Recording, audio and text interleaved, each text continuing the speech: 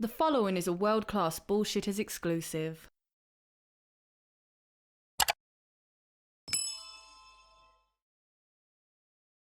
Star Wars and I have had a long, storied relationship. As a child, I loved it. As an adult, I loved it. Until Disney took over, then Star Wars shit the bed. There was a bad trilogy, a stupid spin-off, and a few things on Disney Plus worth skipping, like the Book of Boba Fett. However, there is something from Disney Star Wars that most fans have respect for. Rogue One. It's the most yeah-but movie of all time, as in, yeah, Disney Star Wars is terrible, but Rogue One was pretty good. Rogue One was a solid balance of old and new. It knew when to go into fan service mode, and it knew how to avoid the Force Awakens issues. Rogue One featured a decent cast of characters, with K2SO being the standout, but they all died, so of course that's why they're getting a TV show. Let's talk about the Andor trailer, the newest addition to the Star Wars family. I'd like to get this out of the way. Who made this? Because whoever made this puts the Lord of the Rings show on Scamazon to shame. Seriously, this show actually looks cinematic. Lord of the Rings has $1 billion behind it and looks really bad. It makes me wonder what's up with Jeff Bezos. Is there a cocaine budget for this show? Is Gandalf's beard white, or is that all snow? I feel bad for Lord of the Rings fans. We're about to get the most expensive joke in history. I'm sorry. Let's talk about this show, Andor. I'm going to talk about what I like before I get to the obligatory Disney Star Wars dread. It's going to be hard to complain about any of the show's visuals on screen. This one looks really good, especially when you compare it to the previous Star Wars shows like The Book of Boba Fett and Obi-Wan Kenobi. Those shows were decent at best and laughable at worst. Obi-Wan looked terrible. Visually, we're already seeing an upgraded Andor. The world looks like it belongs in a Star Wars movie. I'm glad they didn't cut any corners on the effects. All Disney properties currently have this problem. VFX artists are speaking out against how crappy they're treated, underpaid, and it all comes from the House of Mouse. All of the brands they've snatched up are looking pretty rough. This is just a trailer, but I like what I see. The scope is there too. This looks like a big sprawling epic. It makes Obi-Wan laughable. Like, really laughable. Those effects took me out of the story. The CG was poorly integrated, the actors looked like they were in front of a green screen, and the props looked cheap. I can't believe that show got made. Looks are one thing, but you need a story too, and Andor is set 5 years before the first Star Wars film. The show's going to feature the formation of the Empire. This is a part of the timeline I'm interested in. The show's going to cover a lot of ground, and I hope it's done right. Trying to tell a lot of story over a short period of time is risky. Star Wars doesn't usually follow this, but this is also TV, so it's episodic. What I'm worried about is the characters. Disney has created 4 worthwhile characters. Guess which 4 down in the comments below. While they do heroes poorly, Disney Star Wars can't do villains at all. I'm expecting some more conflicted bad guy crap from this new Imperial lady. Why can't all villains be bad?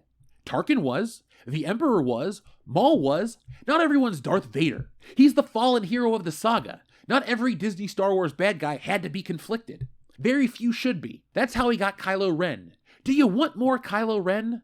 I know I don't. I'm glad he's dead.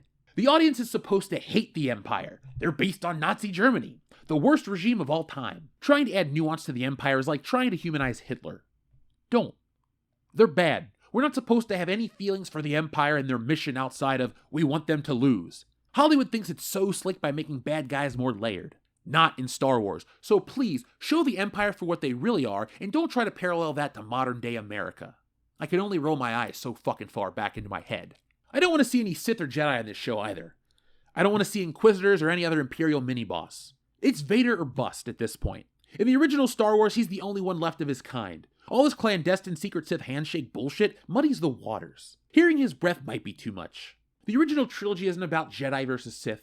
It's the Empire versus the Rebel Alliance. Luke is the only Jedi element of the story. His journey to become a Jedi is singularly his. The bigger threat of the Galactic Civil War is sort of the reason it's named Star Wars and not the Book of the Wills. The cast looks good. Diego Luna was fine in Rogue One. Forgettable, really. Dr. Selvig from the Avengers adds some depth to Star Wars. A Skarsgård usually adds legitimacy to a project, though I'm getting Werner Herzog vibes here.